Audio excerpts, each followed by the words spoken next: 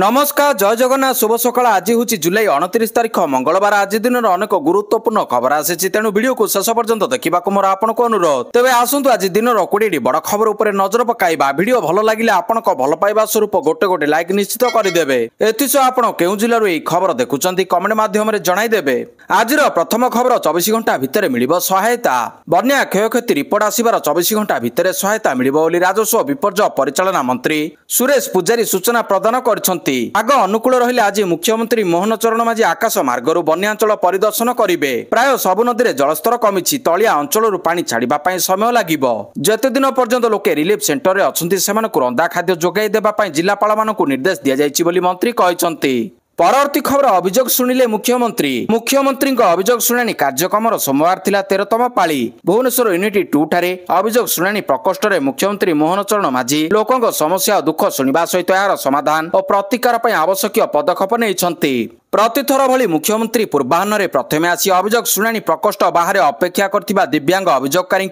जन जन करी भेटिथिले एवं सेमानक अभियोग पत्र ग्रहण करथिले। या परे प्रकोष्ठ भितर पंजीकृत करथिबा अभियोगकारी मानक अभियोग शुणिथिले। सूचना अनुसार अभियोग शुणाणी कार्यक्रम 12 पाली सुधा ग्रहण करा 11,516 अभियोग मध्यरु 10,502 अभियोग समाधान करा जायछि, जहा शतकड़ा 91% अटे। बकेया अभियोग गुड़िक प्रोसेस रे रहिछि। परवर्ती खबर सेना गुली रे भूई कामुडी पड़ला हासी मूसा। कुख्यात आतंकवादी तथा पहलगाम अटैक मास्टरमाइंड हासी मूसा निपात। ऑपरेशन महादेव जरिया सेना गुली रे मूसा निहत होइतिबा बड़ खबर सामना को आसीछि। हासी मूसा को धराई देबा लागि 20 लाख टंकार पुरस्कार राशि घोषणा होइतिला। केवल पहलगाम नुहे अन्य आतंकी हमला रे मध्ये मूसार बड़ भूमिका थिला।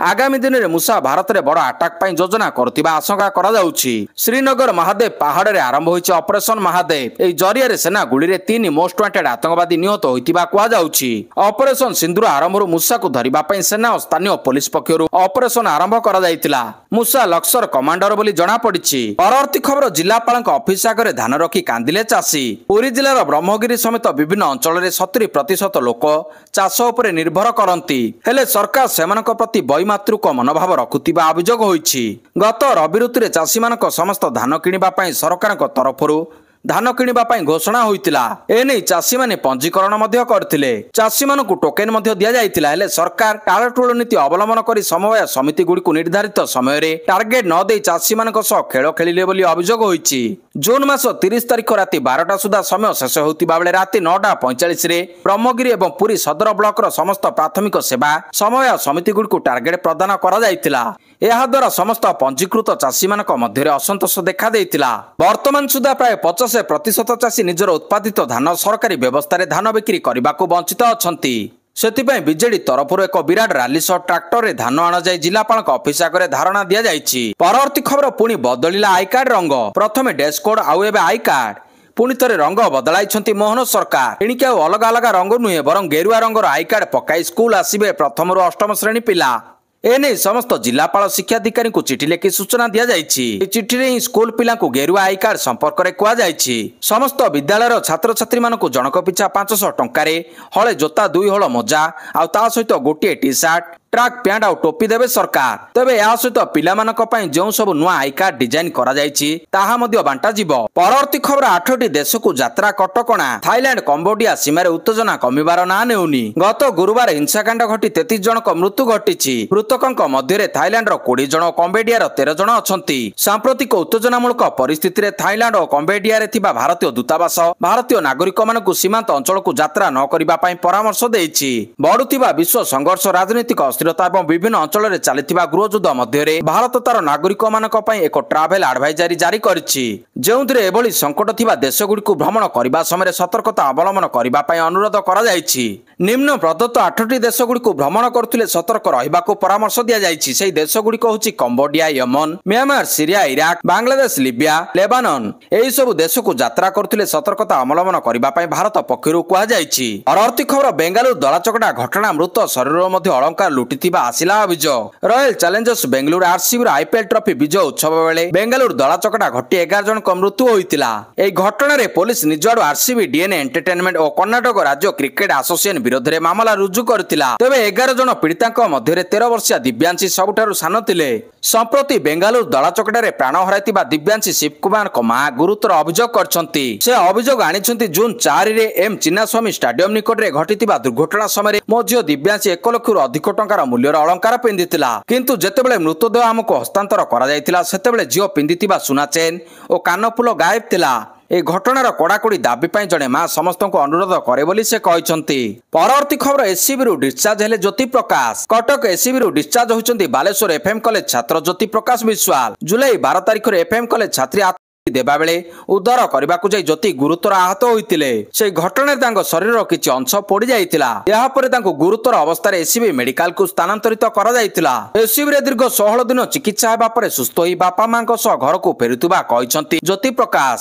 एससीबी मेडिकल रे सब प्रकार सहयोग मिलिथिबा कहिसंती। या सह बालेश्वर एफएम कॉलेज अघटन विषय आउ किछि कहबाको चाहू नै बोली कहिसंती ज्योति प्रकाश। परवर्ती खबर बन्या पानी रे 26 ब्लॉक राज्यर 7टी जिले में सृष्टि होइछि बन्या परिस्थिति। बालेश्वर जाजपुर भद्रक केन्दुझर मयूरभंज देवगढ़ सुंदरगढ़ जिलार अनेक ब्लॉक जलबंदी हो जाइछि। तलिया अंचल रे पानी पसी लोके हंतसंत हेउछंती। जीवन जीविका सबकिछि प्रभावित होइछि। अंटाए पानी रे पसी लोक यातायात करुछंती। विद्यालय रे पानी पसी जिबारु पिला माने पाठ पढ़िबा पई जाई पारु नाहंती। चिकित्सा पई रोगी को खटिया किंबा भार रे बुआ होउतिबार दृश्य मध्ये देखिबाको मिलुछि। केबे पानी छाड़िबो जीवन बंचिबो स्वाभाविक हेबो ताको अनै बसिछंती बन्या विपन्न। परवर्ती खबर मुख्यमंत्री को उपबाचस्पति प्रस्ताव ओडिशा आसु आसु यूपी स्टाइल आईन। मुख्यमंत्री को उपबाचस्पति प्रस्ताव ओडिशा रे आसु आसु उत्तर प्रदेश स्टाइल आईन। से कहिसंती अपराधी को दमन पई अंटा भिड़िछंती सरकार। से कहिसंती अपराधी को दमन पई अंटा भिड़ंतु सरकार। राज्य रे बढ़ुछि अपराध। सामना को आसुछि चोरी नारी निर्यातना मामला। अपराध प्रवणर अपवाद मुंडाइलाणी ओडिशा। ओडिशा पई आसु ओडिशा गैंगस्टर्स और असामाजिक गतिविधि आईन। मुख्यमंत्री मोहन माझी को प्रस्ताव देइछंती उपबाचस्पति भवानी शंकर भोई। से आउरी मध्ये कहिसंती अपराध दमन प्रस्ताव रे कड़ा दंड विधान और संपत्ति जबरदखल भय रखा जाऊ। बड़ बड़ नेता अर्थ लगाउथिबा व्यक्ति विशेष को दमन करा जाई अपराध श्रेणी और गोष्ठी को आर्थिक मेरुदंड को दुर्बल करने को नियम आसु। या सह साधारण जनता सुरक्षा पई कड़ाकड़ी आईन लागू हेउ। परवर्ती खबर ट्विन सिटी रे ट्राफिक संभालिबे छात्र छात्री सूचना देले police commissioner S Devdutt Singh. वर्तमान किछि मात्रा रे कमी पारे ट्राफिक समस्या। ट्राफिक व्यवस्था आउरी मजबूत हेबो। ट्विन सिटी रे ट्राफिक संभालिबे छात्र छात्री एने सूचना दैछंती police commissioner S Devdutt Singh. Police commissioner को कहबा अनुसार 53 छात्र छात्री ट्राफिक वेंटिलेटर कमिशनर पुलिस रे शामिल होइछंती। समस्त छात्र छात्री वेंटिलेटर को निर्दिष्ट पोशाक सह टोपी दिया जाइछि। तेबे कमिशनर पुलिस द्वारा दिया जाइथिबा पोशाक एवं टोपी पिंधि ट्राफिक नियंत्रण करिवे छात्र छात्री को योगदान बड़ सहायक हेबो बोली police commissioner S Devdutt Singh कहिसंती। योगदान ट्राफिक व्यवस्था को आउरी मजबूत करिवो। किछि मात्रा रे ट्राफिक समस्या कमी पारे बोली आकलन करा जाउछि। परवर्ती खबर दिव्या देशमुख हेले वर्ल्ड चैंपियन। मात्र 19 वर्ष बयस रे विश्व चैंपियन। चेस रे विश्व विजेता हेले दिव्या देशमुख। महिला चेस विश्व कप 2025 फाइनल मैच रे कोनेरु हम्पी को परास्त करछंती। जॉर्जिया बाटुमी रे 3 सप्ताह धरि चलिथिबा फाइड महिला चेस विश्व कप टाइटल जीतिछंती 19 वर्ष Divya Deshmukh. Defending champion Bharat number 1 Koneru Humpy को परास्त करछंती। चेस विश्व कप जीतिबारे दिव्या देशमुख प्रथम भारतीय महिला होइछंती। गत वर्ष दिव्या जूनियर चेस विश्व कप जीतिथिले। एबे से वर्ल्ड चैंपियन होई विश्व रेकर्ड करछंती। परवर्ती खबर राज्य पंचायत पुरस्कार घोषणा। राज्य पंचायत राज पुरस्कार घोषणा। 4 कोटी पुरस्कार राशि घोषणा होईछि। पुरस्कार राशि घोषणा कले पंचायत राज मंत्री रवि नायक। राज्य जिला और ब्लॉक स्तर रे दियाजिबो पुरस्कार। टॉप 3 जिला पंचायत संशोधन केंद्र पुरस्कार पर योग्य भाव में विचार करा जिवो। स्वच्छता बाह्य मलमुक्त जल जीवन मिशन सुशासन दक्षता विकास आय स्रोत वृद्धि ऑनलाइन ऑडिट महिला भागीदारी वृद्धि आदि पर विभिन्न क्षेत्र में उत्तम प्रदर्शन आधार में यह पुरस्कार सब दिज्व। जहां राज्य स्तर को ब्लॉक जाए 25 लाख टंका अर्थराशि 1 लाख टंका अर्थराशि पर्यंत रही। परवर्ती खबर सोशिला गाजा डहल विकल लोके। गाजारे हाहाकार परिस्थिति ना खाद्य मिलुछि ना पानी। डहल विकल हेउछंती लोके। इस्राएल एवं हमास मध्य चलतिबा संघर्ष गाजार साधारण नागरिकों पई एक भयंकर मानवीय संकट सृष्टि करिछि। विशेषकर जल जोगाण क्षेत्र में परिस्थिति अत्यंत गंभीर होई पड़िछि। इस्राएल बोमामाड़े गाजार गुरुत्वपूर्ण लुणी पानी विशोधन केन्द्र एवं अनेक कूଅ ध्वंस हो जाइछि। या सहित इंधन जोगाण उपरे कठोर प्रतिबंधक लागू करा जिबा फलरे समग्र जल जोगाण व्यवस्था भुसुड़ी पड़िछि। परवर्ती खबर प्रलयर सफल परीक्षण। प्रलय 6 मिसाइल सफल परीक्षण होइछि। भारत निजर स्वल्प दूरगामी आक्रमण क्षमता को मजबूत करी प्रलय 6 मिसाइल सफल परीक्षण करिछि। एई मिसाइल डीआरडीओ द्वारा विकसित होइछि। गतकाली सकाळ 9:35 रे बालेश्वर अब्दुल कलाम द्वीपर उत्क्षेपण करा जाइछि। 150 ରୁ 500 କିଲୋମିଟର ପରିସର ସହିତ ଏହା ଉନ୍ନତ ନାଭିଗେସନ ସିଷ୍ଟମରେ ସଜ୍ଜିତ, ଯାହା ସଠିକ ଭାବରେ ସ୍ଥଳକୁ ଲକ୍ଷ୍ୟଭେଦ ପାଇଁ ଡିଜାଇନ କରାଯାଇଛି। ଏହା ଭାରତୀୟ ସେନାର କ୍ୱାସି ବାଲାଷ୍ଟିକ ମିସାଇଲ କ୍ଷମତାକୁ ଆହୁରି ଶକ୍ତିଶାଳୀ କରିବ। ପରବର୍ତ୍ତୀ ଖବର, ଥାଇଲାଣ୍ଡ ରାଜଧାନୀରେ ଗୁଳି ବର୍ଷା। ଥାଇଲାଣ୍ଡର ରାଜଧାନୀ ବ୍ୟାଙ୍କକରେ ଏକ ଭୟଙ୍କର ଗୁଳିକାଣ୍ଡ ଘଟିଛି। ଏହି ଗୁଳିକାଣ୍ଡରେ 6 ଜଣଙ୍କ ମୃତ୍ୟୁ ହୋଇଛି। ଏହି ଆକ୍ରମଣ ସହରର ଅଟର କୋର ମାର୍କେଟରେ ଘଟିଥିଲା, ଯାହା ବ୍ୟାଙ୍କକର ପ୍ରସିଦ୍ଧ ମାର୍କେଟ ନିକଟରେ ରହିଛି ଏବଂ ସାଧାରଣତଃ ଏଠାରେ ପର୍ଯ୍ୟଟକ ଓ ସ୍ଥାନୀୟ ଲୋକଙ୍କର ଭିଡ଼ ରହିଥାଏ। ମୃତକଙ୍କ ମଧ୍ୟରେ 4 ଜଣ ସୁରକ୍ଷାକର୍ମୀ, ଜଣେ ମହିଳା ଆକ୍ରମଣକାରୀ ମଧ୍ୟ ସାମିଲ ରହିଛି। ଯିଏ ଗୁଳିକାଣ୍ଡ ଘଟାଇଥିଲା ସେ ନିଜେ ନିଜକୁ କରିଛି। ପରବର୍ତ୍ତୀ ଖବର, ବିବାଦରେ ଚୀନର ସାଓଲିନ ମନ୍ଦିର। ବିବାଦରେ ଚୀନର ପ୍ରସିଦ୍ଧ ସାଓଲିନ ମନ୍ଦିର। ସାଓଲିନ ମନ୍ଦିର ମୁଖ୍ୟ ପୂଜକ ଜୋଙ୍ଗଜିନ୍ ବିବାଦରେ ଫସିଛନ୍ତି। ତାଙ୍କ ବିରୋଧରେ ଅର୍ଥ ହଡପ ଏବଂ ନିର୍ଯାତନା ଅଭିଯୋଗ ହୋଇଛି। ଏନେଇ ଚୀନ ସରକାର ତଦନ୍ତ ଚଳାଇଛନ୍ତି। ପୂଜକ ମନ୍ଦିର ପ୍ରକଳ୍ପର ଅର୍ଥ ହଡପ କରିଥିବା ଓ ବୌଦ୍ଧ ନୀତି ଉଲ୍ଲଂଘନ କରି ଅନେକ ମହିଳାଙ୍କ ସହ ସମ୍ପର୍କ ରଖିଥିବା ଅଭିଯୋଗ ହୋଇଛି। 1500 ବର୍ଷର ପୁରୁଣା ଏହି ମନ୍ଦିର ବୌଦ୍ଧ ଧର୍ମ ଓ କୁମ୍ଫୁ ମାର୍ଶାଲ ଆର୍ଟର ଜନ୍ମସ୍ଥାନ ଭାବରେ ବିଶ୍ୱବ୍ୟାପୀ ପରିଚିତ। ଏହି ଘଟଣା ସହ ଥାଇଲାଣ୍ଡର ଏକ ବୌଦ୍ଧ ସଂସ୍ଥାର ମଧ୍ୟ ବିବାଦ ସାମ୍ନାକୁ ଆସିଛି। ସେଠାରେ ଜଣେ ମହିଳା 9 ଜଣ ବରିଷ୍ଠ ବୌଦ୍ଧ ଭିକ୍ଷୁକଙ୍କୁ କରି ପ୍ରାୟ 100 କୋଟି ଟଙ୍କା ହଡପ କରିଥିବା ଅଭିଯୋଗ ହୋଇଛି। ପରବର୍ତ୍ତୀ ଖବର, ମହାପ୍ରଭୁ ଜଗନ୍ନାଥଙ୍କ ଅପମାନ କଲା ଚାଇନା କମ୍ପାନୀ।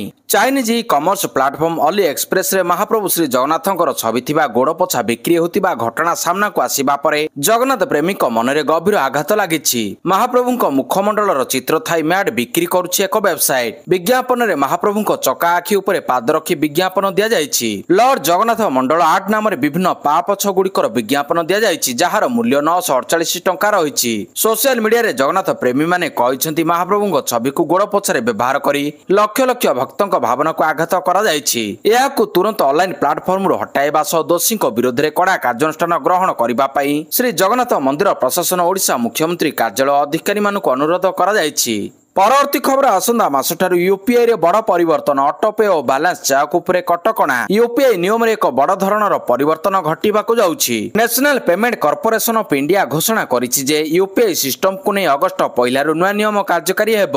ଏହି ପରିବର୍ତ୍ତନରେ ଅଟୋପେ ଏବଂ ଆକାଉଣ୍ଟ ବାଲାନ୍ସ ଚେକ୍ ଆଦିରେ କିଛିଟା ନୂତନ ଦେଖିବାକୁ ମିଳିବ। ତେବେ ନିୟମ ଅନୁସାରେ ୟୁପିଆଇ ଉପଭୋକ୍ତାମାନେ ଦିନକୁ ସର୍ବାଧିକ 50 ଥର ସେମାନଙ୍କର ଆକାଉଣ୍ଟ ବାଲାନ୍ସ ଚେକ୍ କରିପାରିବେ। ଏହାଦ୍ୱାରା ବ୍ୟସ୍ତ କାର୍ଯ୍ୟଘଣ୍ଟା ବା ପିକ୍ ଆୱାରରେ ଅଯଥା ଟ୍ରାଫିକ ଜାମ୍କୁ ଏଡ଼େଇ ଦେଇ ହେବ। ଭାରତରେ ୟୁପିଆଇ ଆପର ସବୁଠାରୁ ବଡ଼ ୟୁଜର ବେସ୍ ରହିଛି। ପ୍ରତିଦିନ ଦେଶରେ 6 ବିଲିୟନରୁ ଅଧିକ ୟୁପିଆଇ ଟ୍ରାଞ୍ଜାକ୍ସନ ହୋଇଥାଏ। 2014 ମସିହାରେ ପ୍ରଧାନମନ୍ତ୍ରୀ ନରେନ୍ଦ୍ର ମୋଦି ସରକାରକୁ ଆସିବା ପରେ ଗତ 2016ରେ ୟୁପିଆଇର ଶୁଭାରମ୍ଭ ହୋଇଥିଲା। ପରବର୍ତ୍ତୀ ଖବର, ଥାଇଲାଣ୍ଡ ଓ କମ୍ବୋଡିଆ ମଧ୍ୟରେ ଯୁଦ୍ଧ ବିରତି। ମାଲେସିଆର ପ୍ରଧାନମନ୍ତ୍ରୀ ଅନବର ଇବ୍ରାହିମ ସୋମବାର ଦିନ କହିଛନ୍ତି ଥାଇଲାଣ୍ଡ ଓ କମ୍ବୋଡିଆ ସୋମବାର ମଧ୍ୟରାତ୍ରିରୁ ତୁରନ୍ତ ଏବଂ ନିଃସର୍ତ୍ତ ଯୁଦ୍ଧ ବିରତି ପାଇଁ ରାଜି ହୋଇଛନ୍ତି। ଏସିଆନ ଦକ୍ଷିଣ ପୂର୍ବ ଏସିଆନ ରାଷ୍ଟ୍ରସଂଘ ଆଞ୍ଚଳିକ ଗୋଷ୍ଠୀର ମୁଖ୍ୟ ଭାବରେ ଅନୱର ଏହି ଆଲୋଚନାରେ ଅଧ୍ୟକ୍ଷତା କରିଥିଲେ। ସେ କହିଛନ୍ତି ଯେ ସ୍ୱାଭାବିକତା ଫେରାଇ ଆଣିବା ପାଇଁ ଆବଶ୍ୟକୀୟ ପଦକ୍ଷେପ ନେବା ପାଇଁ ଉଭୟ ପକ୍ଷରେ ସହମତି ହୋଇଛି। ପରବର୍ତ୍ତୀ ଖବର, ନକ୍ସଲ ପ୍ରଭାବିତ ଅଞ୍ଚଳରେ ଲାଗିବ ବିଏସ୍ଏନ୍ଏଲ୍ର 4000 ନୂତନ ମୋବାଇଲ ଟାୱାର। କେନ୍ଦ୍ର ସରକାର ଡିଜିଟାଲ ଯୋଗାଯୋଗକୁ ସୁଦୃଢ଼ କରିବା ପାଇଁ ଛତିଶଗଡ଼ର ନକ୍ସଲ ପ୍ରଭାବିତ ଏବଂ ଦୁର୍ଗମ ଅଞ୍ଚଳରେ 4000 ନୂତନ ଭାରତ ସଞ୍ଚାର ନିଗମ ଲିମିଟେଡ ବିଏସ୍ଏନ୍ଏଲ୍ ଟାୱାର ସ୍ଥାପନ କରିବାର ଯୋଜନାରେ କାମ କରୁଛନ୍ତି। ଦୂରସଞ୍ଚାର ଏବଂ ଗ୍ରାମୀଣ ବିକାଶ ରାଜ୍ୟମନ୍ତ୍ରୀ ଚନ୍ଦ୍ରଶେଖର ପୋମାସାନି 3 ଦିନିଆ ଛତିଶଗଡ଼ ଗସ୍ତ ସମୟରେ ନକ୍ସଲ ପ୍ରଭାବିତ ଏବଂ ଦୁର୍ଗମ ଅଞ୍ଚଳରେ 4000 ନୂତନ ବିଏସ୍ଏନ୍ଏଲ୍ ଟାୱାର ସ୍ଥାପନ କରାଯିବା ନେଇ ଯୋଜନା ଚାଲିଥିବାର ସୂଚନା ଦେଇଛନ୍ତି। ସୁରକ୍ଷା ବାହିନୀ ଏବଂ ବନ ବିଭାଗ ଠାରୁ ଆବଶ୍ୟକୀୟ ଅନୁମୋଦନ ପାଇବା ପରେ ଏହି ଟାୱାର ଗୁଡ଼ିକୁ ପର୍ଯ୍ୟାୟକ୍ରମେ ସ୍ଥାପନ କରାଯିବ। ବିଏସ୍ଏନ୍ଏଲ୍ ସାରା ଦେଶରେ ଉଚ୍ଚମାନର 4G ସେବା ପ୍ରଦାନ କରୁଛି। ପରବର୍ତ୍ତୀ ଖବର, ଅପରେସନ ସିନ୍ଦୁରକୁ ନେଇ ଚର୍ଚ୍ଚା। ସଂସଦ ମୌସୁମୀ ଅଧିବେଶନରେ ଲୋକସଭାରେ ଅପରେସନ ସିନ୍ଦୁର ଉପରେ ଆଲୋଚନା ଆରମ୍ଭ ହୋଇଛି। 16 ଘଣ୍ଟା ଧରି ଆଲୋଚନା ଚାଲିବ।